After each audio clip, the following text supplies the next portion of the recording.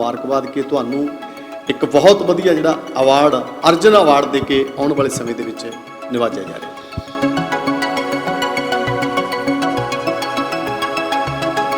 ਮੈਨੂੰ ਮੇਰਾ ਨਾਮ ਜਾਣਨ ਲੱਗੇ ਲੋਕ ਤੇ ਇੱਕ ਪਹਿਚਾਣ ਬਣੀ ਆ ਤੇ ਉਹ ਸ਼ਾਇਦ ਮੈਨੂੰ ਹੋਰ ਕਿਸੇ ਚੀਜ਼ 'ਚੋਂ ਸਟੱਡੀ 'ਚੋਂ ਜਾਂ ਕਿਸੇ ਹੋਰ ਚੀਜ਼ 'ਚੋਂ ਨਹੀਂ ਮਿਲਦੀ ਤੇ ਇਸ ਲਈ ਮੈਨੂੰ ਸਪੋਰਟਸ ਨੇ ਬਹੁਤ ਕੁਝ ਦਿੱਤਾ ਹੈ ਤੇ ਵਧੀਆ ਲੱਗਦਾ।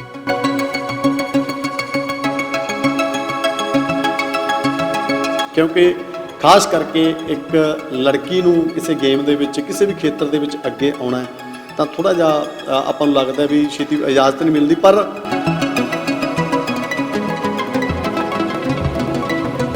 नहीं होया फिर मैं उस विच जित गई सी ते मैं फाइनल दे विच भी पहुंची ते फाइनल भी जित के ते बेस्ट बॉक्सर मिलिया सी मैनूं उस टाइम ते वो मेरी लाइफ दा टर्निंग पॉइंट सी उस तो मेरी बॉक्सिंग एक शुरुआत हुई सी मेरी सीनियर दे विच।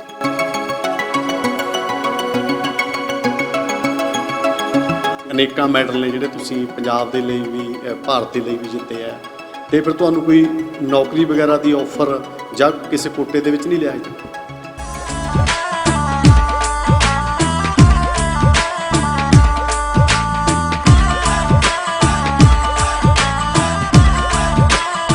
सत श्री अकाल दोस्तों, मैं धर्मा हरियाऊ, तुसीं वेख रहे हो रंग पंजाब दे यूट्यूब चैनल। सो दोस्तों अज साडी टीम पुजी हुई है जिला लुधियाना के पिंड ਚੱਕੜ ਦੇ ਵਿੱਚ जिथे तुहाडी मुलाकात करवावांगे साडे पंजाब दी साडे समाज दा साडे भारत दी वो होनहार मुटियार सिमरनजीत कौर जो कि ओलंपीयन भारती मुक्केबाजी दे विच वड्डी गल होर कि आउण वाले दिनां दे विच इस बच्ची नूं जो भारत सरकार दे वल्लों अर्जन अवार्ड दे के नवाजा जा रहा है बहुत वड्डा माण होवेगा साडे समाज दे लई साडे पंजाब दे लई साडीआं इन्हां बच्चियां दे लई। आओ फिर अज आपां ओलंपीयन सिमरनजीत कौर दे नाल करदे हां गलबात। हाँ जी भैन जी, सब तो पहलां तां साडे वल्लों तुहानूं लख लख वार मुबारकबाद कि तुहानूं एक बहुत वधिया जिहड़ा अवार्ड अर्जन अवार्ड दे के आउण वाले समय दे विच निवाजिया जा रिहा। Thank you sir, thank you. So हुण आपां गल करिए तुहाडे जीवन ते कि तुहाडी जिहड़ी मुक्केबाजी दी शुरुआत है जिहड़ी ਇਹ किस तरह हुई सी? ਸਾਡੇ ਪਿੰਡ 'ਚ ਹੀ ਅਕੈਡਮੀ ਸ਼ੁਰੂ ਹੋਈ ਸੀ 2006 ਦੇ ਵਿੱਚ ਤੇ ਉਹ ਅਕੈਡਮੀ ਜਦੋਂ ਸ਼ੁਰੂ ਹੋਈ ਤਾਂ NRA ਅੰਕਲਸ ਨੇ ਬਲਦੇਵ ਸਿੰਘ ਜੀ ਤੇ ਅਜਮੇਰ ਅੰਕਲ ਜੀ ਤੇ ਬਲਵੰਤ ਸਰ ਜੀ ਨੇ ਉਹਨਾਂ ਨੇ ਮਿਲ ਕੇ ਉਹ ਅਕੈਡਮੀ ਸ਼ੁਰੂ ਕੀਤੀ ਤੇ ਅੱਜ ਤੱਕ ਉਹ ਹੈਲਪ ਕਰਦੇ ਨੇ ਚਾਹੇ ਅਕੈਡਮੀ ਹੋ ਐਂਡ ਉਹਨਾਂ ਨੇ ਪਿੰਡ ਵੀ ਬਣਾਇਆ ਬਹੁਤ ਸੋਹਣਾ ਤੇ ਉਹਨਾਂ ਕਰਕੇ ਹੀ ਫਿਰ ਅਸੀਂ ਸਾਰੇ ਹੀ ਸਪੋਰਟਸ ਦੇ ਵਿੱਚ ਆਏ ਤੇ ਮੇਰੀ ਮੰਮੀ ਨੂੰ ਸਪੋਰਟਸ ਦੇ ਵਿੱਚ ਇੰਟਰਸਟ ਸੀ ਬਚਪਨ ਤੋਂ ਹੀ ਤੇ ਫਿਰ ਉਹਨਾਂ ਕਰਕੇ ਅਸੀਂ ਸਪੋਰਟਸ ਦੇ ਵਿੱਚ ਆਏ ਤੇ ਮੇਰੀ ਸਿਸਟਰ ਵੱਡੀ ਐਂਡ ਮੇਰੇ ਦੋਨੋਂ ਭਰਾ ਉਹ ਬਾਕਸਿੰਗ ਕਰਦੇ ਸੀ ਲੇਕਿਨ ਮੈਨੂੰ ਇੰਟਰਸਟ ਨਹੀਂ ਸੀਗਾ, ਮੈਨੂੰ ਸਟੱਡੀ ਦੇ ਵਿੱਚ ਇੰਟਰਸਟ ਸੀ ਤੇ ਮੈਂ ਸਾਰਿਆਂ ਤੇ ਲਾਸਟ ਤੇ ਸਟਾਰਟ ਕੀਤਾ ਬਾਕਸਿੰਗ। ਫਿਰ ਜਦੋਂ ਮੈਂ ਸ਼ੁਰੂ ਕਰਤੀ ਫਿਰ ਮੈਨੂੰ ਮਤਲਬ ਮੈਂ ਪਿੱਛੇ ਮੁੜ ਕੇ ਨਹੀਂ ਵੇਖਿਆ ਕਿਉਂਕਿ ਮੈਨੂੰ ਪਿਆਰ ਹੋ ਗਿਆ ਸੀ ਬਾਕਸਿੰਗ ਦੇ ਨਾਲ ਕਿ ਮੈਂ ਸੋਚ ਲਿਆ ਸੀ ਕਿ ਹੁਣ ਕਰਨਾ ਤਾਂ ਇਹੀ ਕਰਨਾ, ਇਹਦੇ ਵਿੱਚ ਹੀ ਕਰੀਅਰ ਬਣਾਉਣਾ ਤੇ ਦੇਸ਼ ਲਈ ਮੈਡਲ ਜਿੱਤਣੇ ਆ ਤੇ ਇਸੇ ਤਰ੍ਹਾਂ ਬਾਕਸਿੰਗ ਦਾ ਸਫ਼ਰ ਸ਼ੁਰੂ ਹੋਇਆ। ਤੇ ਤੁਹਾਡਾ ਇੰਟਰਸਟ ਕੀ ਸੀ? ਤੁਸੀਂ ਹੋਰ ਕਿਹੜੀ ਗੇਮ ਕਰਨਾ ਚਾਹੁੰਦੇ ਸੀ? ਸਪੋਰਟਸ ਦੇ ਵਿੱਚ ਮੇਰਾ ਇੰਟਰਸਟ ਹੈ ਨਹੀਂ ਸੀ ਵੈਸੇ, ਹਾਂਜੀ, ਬਟ ਜਦੋਂ ਮੈਂ ਸਪੋਰਟਸ ਦੇ ਵਿੱਚ ਗਈ ਤੇ ਫਿਰ ਮੈਨੂੰ ਲੱਗਿਆ ਕਿ ਨਹੀਂ ਇਹੀ ਹੈ, ਬਸ ਇਹੀ ਕਰਨਾ ਹੁਣ। ਤੇ ਸਟੱਡੀ ਕਿੱਥੋਂ ਤੱਕ ਕੀਤੀ ਤੁਸੀਂ? ਮੇਰੀ BA ਕੰਪਲੀਟ ਹੋ ਗਈ ਹੈ ਤੇ ਹੁਣ ਇਸ ਤੋਂ ਅੱਗੇ ਮੈਂ ਕਰੂੰਗੀ ਸਟੱਡੀ ਜੀ। ਤੇ ਅੱਗੇ ਅੱਗੇ ਕਿਵੇਂ ਵੱਧਦੇ ਗਏ? ਕਿਹੜੀ ਕਲਾਸ ਤੋਂ ਤੁਸੀਂ ਇਹਦੀ ਸ਼ੁਰੂਆਤ ਕੀਤੀ ਸੀ?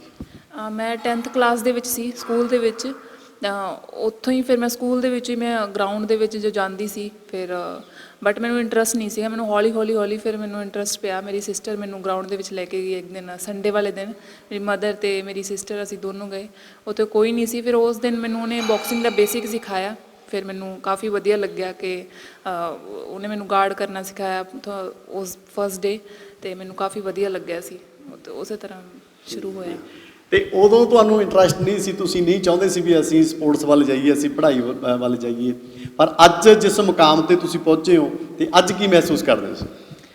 ਬਹੁਤ ਵਧੀਆ ਲੱਗਦਾ ਕਿਉਂਕਿ ਜੇ ਮੈਂ ਬਾਕਸਿੰਗ ਨਾ ਕਰਦੀ ਹੁੰਦੀ ਤਾਂ ਮੈਂ ਘਰੇ ਹੋਣਾ ਸੀ, ਪਤਾ ਨਹੀਂ ਕੀ ਕਰਦੀ ਹੋਣਾ ਸੀ ਸ਼ਾਇਦ, ਤੇ ਲੋਕਾਂ ਨੇ ਮੈਨੂੰ ਜਾਣਨਾ ਨਹੀਂ ਸੀਗਾ ਤੇ ਬਟ ਮੈਨੂੰ ਵਧੀਆ ਲੱਗਿਆ ਕਿ ਮੈਂ ਸਪੋਰਟਸ ਦੇ ਵਿੱਚ ਆਈ ਐਂਡ ਸਾਰੇ ਵਰਲਡ ਦੇ ਵਿੱਚ ਮੈਨੂੰ ਮੇਰਾ ਨਾਮ ਜਾਣਨ ਲੱਗੇ ਲੋਕ ਤੇ ਇੱਕ ਪਹਿਚਾਣ ਬਣੀ ਆ ਤੇ ਉਹ ਸ਼ਾਇਦ ਮੈਨੂੰ ਹੋਰ ਕਿਸੇ ਚੀਜ਼ 'ਚੋਂ ਸਟੱਡੀ 'ਚੋਂ ਜਾਂ ਕਿਸੇ ਹੋਰ ਚੀਜ਼ ਨੂੰ ਨਹੀਂ ਮਿਲਦੀ ਤੇ ਇਸ ਲਈ ਮੈਨੂੰ ਸਪੋਰਟਸ ਨੇ ਬਹੁਤ ਕੁਝ ਦਿੱਤਾ ਹੈ ਤੇ ਵਧੀਆ ਲੱਗਦਾ।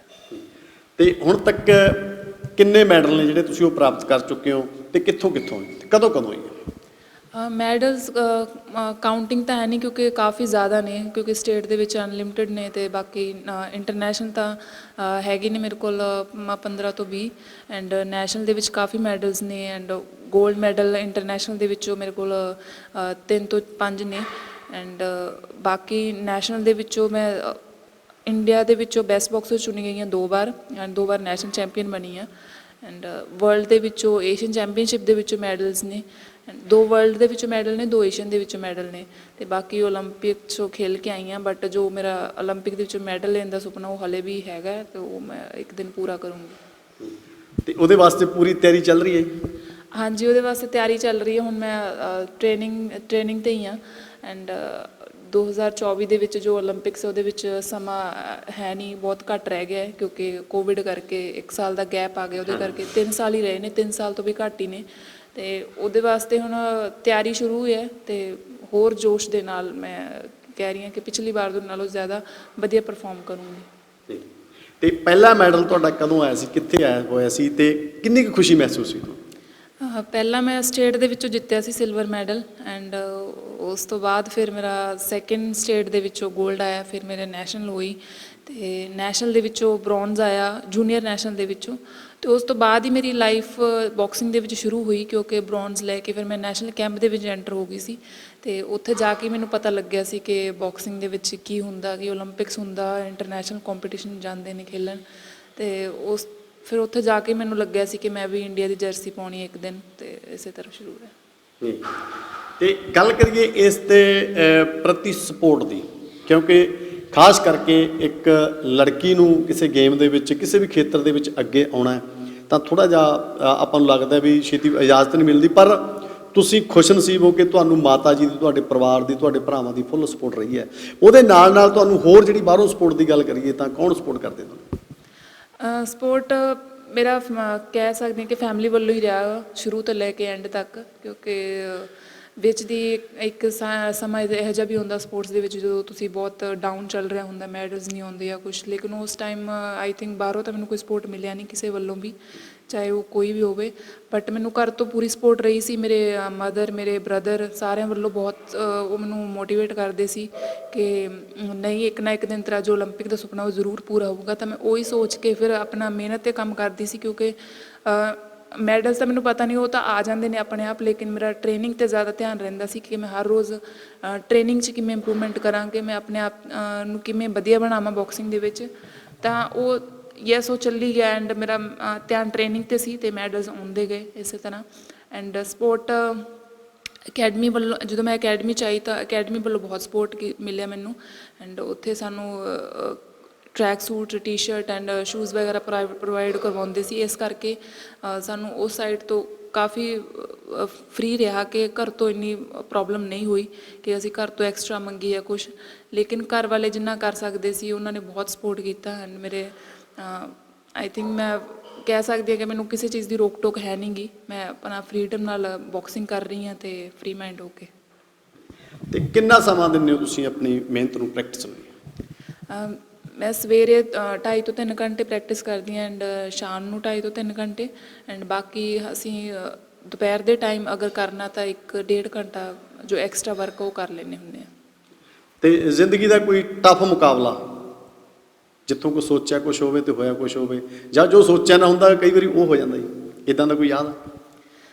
ਹਾਂ, ਮੇਰਾ ਜਦੋਂ ਮੈਂ ਪਹਿਲੀ ਵਾਰ ਸੀਨੀਅਰ ਦੇ ਵਿੱਚ ਮੈਂ ਆਈ ਸੀ 2016 ਦੇ ਵਿੱਚ ਐਂਡ ਮੈਂ ਯੂਥ ਤੋਂ ਸੀਨੀਅਰ ਕੰਪੀਟੀਸ਼ਨ ਦੇ ਵਿੱਚ ਆਈ ਸੀ ਅਤੇ ਉਹ ਯੂਥ ਅਤੇ ਸੀਨੀਅਰ ਦਾ ਜੋ ਲੈਵਲ ਹੁੰਦਾ ਉਹ ਕਾਫੀ ਡਿਫਰੈਂਸ ਹੁੰਦਾ ਉਸ ਵਿੱਚ, ਅਤੇ ਮੇਰਾ ਉੱਥੇ ਮੇਰੀ ਕੁਆਟਰ ਫਾਈਨਲ ਜੋ ਬਾਊਟ ਸੀ ਉਹ ਰੇਲਵੇਜ਼ ਦੀ ਮੁੱਕੇਬਾਜ਼ ਨਾਲ ਸੀ। ਉਹ ਬਹੁਤ ਹੀ ਪੁਰਾਣੀ ਨੈਸ਼ਨਲ ਚੈਂਪੀਅਨ ਰਹੀ ਹੈ ਕਈ ਸਾਲ ਅਤੇ ਕਾਫੀ ਵਧੀਆ ਬਾਕਸਰ ਸੀ, ਅਤੇ ਉਸ ਬਾਊਟ ਦੇ ਵਿੱਚ ਮੈਨੂੰ ਲੱਗਿਆ ਸੀ ਕਿ ਸ਼ਾਇਦ ਮੈਂ ਮਤਲਬ ਪਤਾ ਨਹੀਂ ਕਿਵੇਂ ਹੋਊਗਾ, ਮੈਂ ਹਾਰ ਜਾਊਂਗੀ ਜਿੱਤੂੰਗੀ ਪਤਾ ਨਹੀਂ। ਫਿਰ ਮੈਂ ਉਸ ਬਾਊਟ ਦੇ ਵਿੱਚ ਮੈਨੂੰ ਐ ਸੀਗਾ ਕਿ ਡਿਸੀਜ਼ਨ ਪਤਾ ਨਹੀਂ ਕੀ ਹੋਣਾ, ਲੇਕਿਨ ਮੈਂ ਆਪਣਾ ਬੈਸਟ ਦੇਣਾ, ਮੈਂ ਆਪਣਾ ਪੂਰਾ ਵਧੀਆ ਖੇਲਣਾ, ਬਟ ਮੈਨੂੰ ਯਕੀਨ ਨਹੀਂ ਹੋਇਆ। ਫਿਰ ਮੈਂ ਉਸ ਵਿੱਚ ਜਿੱਤ ਗਈ ਸੀ ਅਤੇ ਮੈਂ ਫਾਈਨਲ ਦੇ ਵਿੱਚ ਵੀ ਪਹੁੰਚੀ ਅਤੇ ਫਾਈਨਲ ਵੀ ਜਿੱਤ ਕੇ ਅਤੇ ਬੈਸਟ ਬਾਕਸਰ ਮਿਲਿਆ ਸੀ ਮੈਨੂੰ ਉਸ ਟਾਈਮ, ਅਤੇ ਉਹ ਮੇਰੀ ਲਾਈਫ ਦਾ ਟਰਨਿੰਗ ਪੁਆਇੰਟ ਸੀ। ਉਸ ਤੋਂ ਮੇਰੀ ਬਾਕਸਿੰਗ ਇੱਕ ਸ਼ੁਰੂਆਤ ਹੋਈ ਸੀ ਮੇਰੀ ਸੀਨੀਅਰ ਦੇ ਵਿੱਚ। ਜੀ, ਤੇ ਓਲੰਪੀਅਨ ਹੋ ਤੇ ਅਨੇਕਾਂ ਮੈਡਲ ਨੇ ਜਿਹੜੇ ਤੁਸੀਂ ਪੰਜਾਬ ਦੇ ਲਈ ਵੀ ਭਾਰਤ ਦੇ ਲਈ ਵੀ ਜਿੱਤੇ ਆ, ਤੇ ਫਿਰ ਤੁਹਾਨੂੰ ਕੋਈ ਨੌਕਰੀ ਵਗੈਰਾ ਦੀ ਆਫਰ ਜਾਂ ਕਿਸੇ ਕੋਟੇ ਦੇ ਵਿੱਚ ਨਹੀਂ ਲਿਆ ਅਜੇ ਤੱਕ? ਦੇਖੋ, ਮੈਨੂੰ ਉਮੀਦ ਤਾਂ ਫਿਰ ਵੀ ਕਿਤੇ ਨਾ ਕਿਤੇ ਹੈ ਥੋੜੀ ਜੀ ਪੰਜਾਬ ਸਰਕਾਰ ਤੋਂ ਕਿ ਦੇਗੀ, ਨੌਕਰੀ ਦੇਗੀ, ਕਿਉਂਕਿ ਕਈ ਸਾਲਾਂ ਤੋਂ ਮੈਂ ਇਹ ਸੁਣਦੀ ਆ ਰਹੀ ਹਾਂ ਕਿ ਉਹ ਕਹਿ ਦਿੰਦੇ ਨੇ ਕਿ ਤੁਸੀਂ ਅੱਗੇ ਵਧੀਆ ਕਰੋ ਤਾਂ ਤੁਹਾਨੂੰ ਜੌਬ ਦੇਵਾਂਗੇ, ਅੱਗੇ ਵਧੀਆ ਕਰੋ ਜੌਬ ਦੇਵਾਂਗੇ, ਪਰ ਅੱਜ ਤੱਕ ਕਦੇ ਇਹ ਨਹੀਂ ਹੋਇਆ ਕਿ ਉਹਨਾਂ ਨੇ ਸਾਨੂੰ ਕੰਟੈਕਟ ਹੀ ਕੀਤਾ, ਕਿਉਂਕਿ ਮੇਰਾ ਵੀ ਇੰਨਾ ਹੈ ਨਹੀਂ ਕਿ ਜਾ ਕੇ ਕਿਸੇ ਨਾਲ ਗੱਲ ਕਰਾਂ ਜਾਂ ਲਿੰਕ ਹੈ ਨਹੀਂਗੇ। ਤਾਂ ਉਹਨਾਂ ਨੂੰ ਆਪ ਹੀ ਸੋਚਣਾ ਚਾਹੀਦਾ ਕਿ ਵਧੀਆ ਪਲੇਅਰਸ ਬਹੁਤ ਸਾਰੇ ਨੇ ਪੰਜਾਬ ਦੇ ਵਿੱਚ, ਤਾਂ ਕਿ ਉਹਨਾਂ ਨੂੰ ਇੱਕ ਡਿਜ਼ਰਵਿੰਗ ਜੌਬ ਹੈ ਜੋ ਉਹ ਤਾਂ ਦੇਣੀ ਚਾਹੀਦੀ ਆ। ਅਸੀਂ ਐਕਸਟਰਾ ਨਹੀਂ ਮੰਗ ਰਹੇ ਕੋਈ ਅਲੱਗ ਜਾ ਕੇ, ਜੋ ਬਣਦਾ ਹੱਕ ਉਹ ਤਾਂ ਹਾਂਜੀ ਹਾਂਜੀ ਬਿਲਕੁਲ ਜੀ ਬਿਲਕੁਲ। ਤੇ ਅੱਜ ਜਦੋਂ ਤੁਹਾਡਾ ਨਾਂ ਨੋਮੀਨੇਟ ਹੋਇਆ ਅਰਜੁਨ ਅਵਾਰਡ ਦੇ ਲਈ, ਤੇ ਫਿਰ ਕਿੰਨੀ ਕੁ ਖੁਸ਼ੀ ਮਹਿਸੂਸ ਹੋਈ?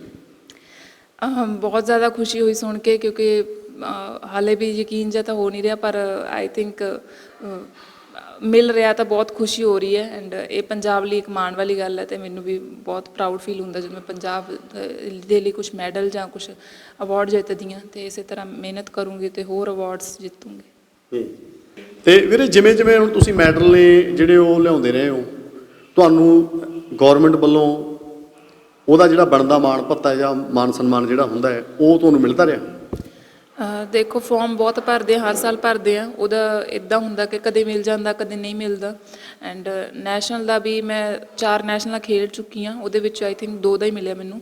ਐਂਡ ਜੋ ਮੇਰਾ 2018 ਦੇ ਵਿੱਚ ਵਰਲਡ ਚੈਂਪੀਅਨਸ਼ਿਪ ਜਿਹਦੇ ਵਿੱਚੋਂ ਮੈਡਲ ਸੀ ਬ੍ਰੌਂਜ਼, ਉਸ ਦਾ ਮੈਨੂੰ ਕੈਸ਼ ਅਵਾਰਡ ਮਿਲਣਾ ਚਾਹੀਦਾ, ਪਰ ਉਹ ਅਸੀਂ ਫੋਰਮ ਵਗੈਰਾ ਵੀ ਭਰੇ, ਗੱਲਬਾਤ ਵੀ ਕੀਤੀ, ਲੇਕਿਨ ਉਹ ਕਹਿੰਦੇ ਸ਼ਾਇਦ ਪਤਾ ਨਹੀਂ ਸਪੋਰਟਸ ਪੋਲਿਸੀ ਵਿੱਚ ਹੈ ਨਹੀਂ, ਬਟ ਜੋ ਪੰਜਾਬ ਸਰਕਾਰ ਦੀ ਸਪੋਰਟਸ ਪੋਲਿਸੀ ਹੈ ਉਹਦੇ ਵਿੱਚ ਤਾਂ ਬਿਲਕੁਲ ਕਲੀਅਰ ਲਿਖਿਆ ਹੋਇਆ ਵਰਲਡ ਮੈਡਲ ਦੇ ਪੈਸੇ ਇੰਨੇ ਨੇ, ਏਸ਼ੀਅਨ ਦੇ ਇੰਨੇ ਨੇ, ਬਟ ਉਹ ਕਿਉਂ ਨਹੀਂ ਦੇ ਰਹੇ ਮੈਨੂੰ ਇਹ ਸਮਝ ਨਹੀਂ ਆ ਰਿਹਾ। ਅਤੇ ਮੈਨੂੰ ਲੱਗਦਾ ਕਿ ਅਸੀਂ ਜਿੰਨੇ ਮੈਡਲ ਜਿੱਤਦੇ ਹਾਂ ਉਹਨਾਂ ਸਾਰਿਆਂ ਦਾ ਹੀ ਉਹਨਾਂ ਨੂੰ ਇੱਕ ਪੋਲਿਸੀ ਹੈਗੀ ਆ, ਤਾਂ ਉਹ ਉਸ ਅਕੋਰਡਿੰਗ ਦੇਣੇ ਚਾਹੀਦੇ ਨੇ, ਅਤੇ ਉਮੀਦ ਕਰਦੇ ਹਾਂ ਕਿ ਸ਼ਾਇਦ ਦੇ ਦੇਣ ਗ੍ਰੇਡ ਦੇ ਹਿਸਾਬ ਨਾਲ। ਹਾਂਜੀ, ਪਰ ਇਸ ਚੀਜ਼ ਨੂੰ ਲੈ ਕੇ ਕਿਤੇ ਨਾ ਕਿਤੇ ਨਿਰਾਸ਼ਤਾ ਵੀ ਹੁੰਦੀ ਹੋਣੀ ਵੀ ਇੰਨੀ ਮਿਹਨਤ ਕਰਨੇ ਆਪਾਂ, ਵੀ ਮੀਡੀਆ ਦੇ ਵਿੱਚ ਵੀ ਆਉਂਦੇ ਆ ਨਾ, ਚਰਚਾ ਬਹੁਤ ਹੁੰਦੀ ਆ, ਮਸ਼ਹੂਰੀ ਬਹੁਤ ਹੁੰਦੀ ਆ, ਅਗਲਾ ਕਹਿੰਦਾ ਵੀ ਹਾਂ ਉਹ ਕੁੜੀ ਨੇ ਮੁੱਕੇਬਾਜ਼ੀ ਦੇ ਵਿੱਚ ਮੈਡਲ ਲਿਆ, ਪਰ ਉਹਦਾ ਜਿਹੜਾ ਮਾਨ ਸਨਮਾਨ ਜਿਹੜਾ ਨਹੀਂ ਮਿਲਦਾ, ਫਿਰ ਨਿਰਾਸ਼ਤਾ ਵੀ ਕਿਤੇ ਨਾ ਕਿਤੇ ਹੁੰਦੀ ਹੈ।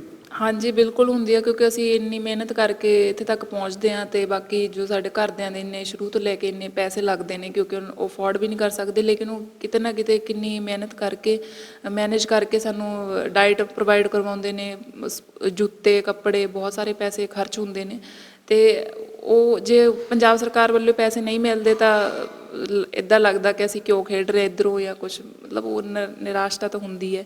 ਬਾਕੀ ਹੋਰ ਅਸੀਂ ਸਟੇਟਾਂ 'ਚ ਦੇਖਦੇ ਹਾਂ, ਉਹ ਪਲੇਅਰਸ ਨੂੰ ਉਹਨਾਂ ਦਾ ਬਣਦਾ ਮਾਨ ਸਨਮਾਨ ਜ਼ਰੂਰ ਦਿੰਦੇ ਨੇ।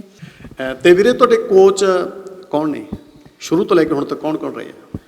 ਇਹ ਤਾਂ ਲਿਸਟ ਬਹੁਤ ਲੰਬੀ ਹੈ, ਕਿਉਂਕਿ ਸ਼ੁਰੂ ਤੋਂ ਲੈ ਕੇ ਆਖਰੀ ਤੱਕ ਮੇਰੇ ਕਾਫੀ ਕੋਚ ਚੇਂਜ ਹੋਏ ਨੇ, ਕਿਉਂਕਿ ਮੈਂ ਜਦੋਂ ਅਕੈਡਮੀ ਦੇ ਵਿੱਚ ਸ਼ੁਰੂ ਕੀਤਾ ਅਤੇ ਉੱਥੇ ਬਲਵੰਤ ਸਰ ਅਤੇ ਜੋ ਮੇਰੇ ਬੇਸਿਕ ਕੋਚ ਸੀ ਉਹ ਨਿਤਿਨ ਕੁਮਾਰ ਸਰ ਸੀ, ਪਟਿਆਲਾ ਦੇ ਨੇ ਉਹ। ਅਤੇ ਉਸ ਤੋਂ ਬਾਅਦ ਫਿਰ ਮੈਂ ਨੈਸ਼ਨਲ ਕੈਂਪ ਦੇ ਵਿੱਚ ਚਲੀ ਗਈ, ਉੱਥੇ ਫਿਰ ਆਲ ਇੰਡੀਆ ਤੋਂ ਕੋਚਸ ਹੁੰਦੇ ਨੇ, 10-15 ਕੋਚ ਹੁੰਦੇ ਨੇ, ਪਰ ਜੋ ਮੈਂ ਕਹਿ ਸਕਦੀ ਹਾਂ ਕਿ ਅੱਜ ਇਸ ਟਾਈਮ ਮੇਰੇ ਜੋ ਇੱਕ ਕੋਚ ਨੇ ਉਹ ਹੈਗੇ ਕਿਊਬਾ ਦੇ ਕੋਚ ਨੇ, ਫਰਨਾਂਡਿਸ ਸਰ। ਮੈਂ ਮੋਹਾਲੀ ਉੱਥੇ ਪ੍ਰੈਕਟਿਸ ਕਰਦੀ ਹਾਂ ਉਹਨਾਂ ਕੋਲ, ਐਂਡ ਰਾਮਾਨੰਦ ਸਰ ਨੇ। ਬਾਕੀ ਨੈਸ਼ਨਲ ਕੈਂਪ ਦੇ ਵਿੱਚ ਜੋ ਕੋਚਸ ਰਹਿੰਦੇ ਨੇ, ਅਤੇ ਉਹ ਲਿਸਟ ਤਾਂ ਬਹੁਤ ਲੰਬੀ ਹੈ।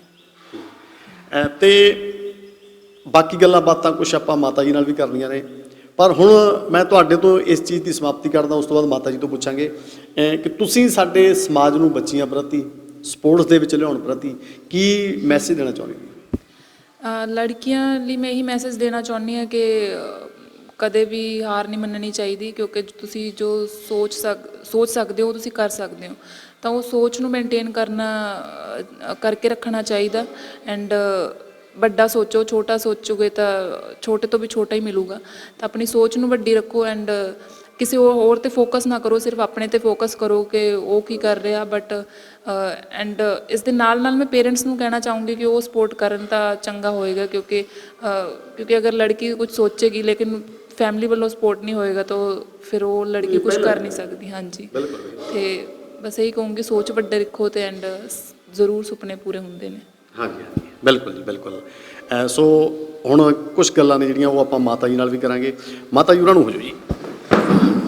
ਮਾਤਾ ਜੀ, ਪਹਿਲਾਂ ਤਾਂ ਤੁਹਾਨੂੰ ਮੁਬਾਰਕਾਂ ਕਿ ਤੁਹਾਡੀ ਇਸ ਬੱਚੀ ਨੇ ਤੁਹਾਡਾ ਵਿਸ਼ਵ ਦੇ ਵਿੱਚ, ਵਰਲਡ ਦੇ ਵਿੱਚ ਜਿਹੜਾ ਨਾਂ ਹੈ ਉਹ ਰੌਸ਼ਨ ਕੀਤਾ ਤੇ ਇਹਨਾਂ ਨੂੰ ਅਰਜਨ ਅਵਾਰਡ ਮਿਲ ਰਿਹਾ ਤੇ ਇਹਦੇ ਵਾਸਤੇ ਤੁਸੀਂ ਕੀ ਮਹਿਸੂਸ ਕਰਦੇ ਹੋ? ਅਰਜਨ ਅਵਾਰਡ ਮਿਲ ਰਿਹਾ ਇਹਦੇ ਵਾਸਤੇ ਮੈਨੂੰ ਬਹੁਤ ਖੁਸ਼ੀ ਆ ਵੀ ਮੇਰੀ ਬੇਟੀ ਨੂੰ ਅਰਜਨ ਅਵਾਰਡ ਮਿਲ ਰਿਹਾ ਤੇ ਬਹੁਤ ਖੁਸ਼ੀ ਆ ਜੀ ਤੇ ਗੱਲ ਕਰੀਏ ਮਾਤਾ ਜੀ ਬਚਪਨ ਦੇ ਵਿੱਚ ਇਹਦਾ ਸੁਭਾਅ ਕਿਸ ਤਰ੍ਹਾਂ ਦਾ ਸੀਗਾ? ਹੌਲੀ ਹੌਲੀ ਕਿਵੇਂ ਚੇਂਜ ਹੋਏ? ਇਹ ਕਿੱਦਾਂ ਦਾ ਸੀਗਾ ਇਹਨਾਂ ਦਾ ਜਿਹੜਾ? ਛੋਟੀ ਹੁੰਦੀ ਦਾ ਸੁਭਾਅ ਤਾਂ ਬਸ ਇਸ ਤਰ੍ਹਾਂ ਹੀ ਸੀਗਾ ਵੀ ਇਹਨੇ ਚੁੱਪ ਰਹਿਣਾ, ਬੈਠੀ ਰਹਿਣਾ, ਪੜ੍ਹੀ ਜਾਣਾ। ਛੋਟੇ ਛੋਟੇ ਬੱਚੇ ਆਉਂਦੇ ਸੀ ਉਹਨਾਂ ਕੋਲੇ ਚੇਅਰ ਲੈ ਕੇ ਇਹਨੇ ਬਹਿ ਜਾਣਾ, ਆਪ ਟੀਚਰ ਬਣ ਜਾਣਾ ਵੀ ਮੈਂ ਤੁਹਾਨੂੰ ਪੜ੍ਹਾਉਣੀ ਆ। ਵੱਧ ਘੱਟ ਕਿਸੇ ਨਾਲ ਨਹੀਂ ਸੀ ਬੋਲਦੀ। ਹੁਣ ਵੀ ਇਹਦਾ ਇਹੀ ਸੁਭਾਅ ਆ, ਬਸ ਇਹਨੇ ਚੁੱਪ ਕਰਕੇ ਪਈ ਰਹਿਣਾ ਅੰਦਰ, ਟ੍ਰੇਨਿੰਗ ਤੱਕ ਮਤਲਬ ਰੋਟੀ ਪਾਣੀ ਖਾਣਾ ਪੈ ਜਾਣਾ ਬਸ। ਜੀ ਤੇ ਸਿਮਰਜੀਤ ਵੀਰੇ, ਤੁਹਾਨੂੰ ਨਾ ਇਹ ਕਿਸੇ ਵੀ ਫੀਲਡ ਦੇ ਵਿੱਚ ਜਦੋਂ ਆਪਾਂ ਜਾਂਦੇ ਆ ਦਿੱਕਤਾਂ ਵੀ ਬਹੁਤ ਆਉਂਦੀਆਂ ਨੇ, ਤੁਹਾਨੂੰ ਤਾਂ ਨਹੀਂ ਕੋਈ ਇਸ ਤਰ੍ਹਾਂ ਦੀ ਕਿਸੇ ਮੁਸ਼ਕਲ ਦਾ ਸਾਹਮਣਾ ਕਰਨਾ ਪਿਆ? ਦੇਖੋ, ਮੁਸ਼ਕਿਲਾਂ ਤੋਂ ਬਿਨਾਂ ਤਾਂ ਫਿਰ ਕੁਝ ਲਾਈਫ ਹੈ ਹੀ ਨਹੀਂ, ਕਿਉਂਕਿ ਮੁਸ਼ਕਿਲਾਂ ਬਹੁਤ ਜ਼ਰੂਰੀ ਨੇ ਲਾਈਫ ਦੇ ਵਿੱਚ। ਉਹੀ ਸਾਨੂੰ ਸਟਰੋਂਗ ਬਣਾਉਂਦੀਆਂ ਨੇ, ਉਹੀ ਸਾਨੂੰ ਜ਼ਰੂਰੀ ਹੁੰਦੀਆਂ ਨੇ ਮੈਂ ਕਹਿੰਦੀ ਹਾਂ। ਕਿਉਂਕਿ ਜਦੋਂ ਮੁਸ਼ਕਿਲਾਂ ਆਉਂਦੀਆਂ ਤੁਸੀਂ ਸੋਚਦੇ ਹੋ, ਤੁਹਾਡੀ ਥਿੰਕਿੰਗ ਚੇਂਜ ਹੁੰਦੀ ਹੈ ਕਿ ਇਸ ਮੁਸ਼ਕਿਲ ਤੋਂ ਹੁਣ ਕਿਵੇਂ ਬਾਹਰ ਨਿਕਲਣਾ, ਕਿਵੇਂ ਓਵਰਕਮ ਕਰਕੇ ਤੁਸੀਂ ਅੱਗੇ ਜਾਣਾ। ਐਂਡ ਮੁਸ਼ਕਿਲਾਂ ਨਾਲ ਲੜ ਕੇ ਹੀ ਕੁਝ ਵੱਡਾ ਪ੍ਰਾਪਤ ਹੁੰਦਾ।